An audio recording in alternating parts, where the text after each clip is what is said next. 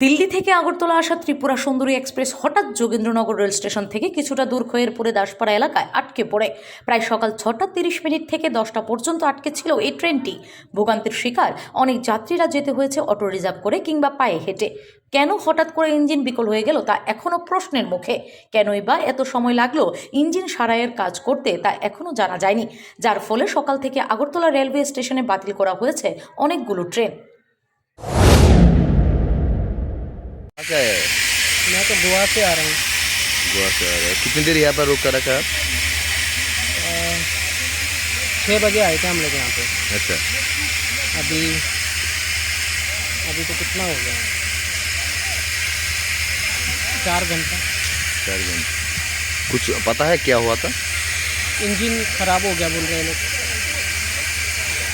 ठीक है। Bureau report, S Bharat live 24 hours.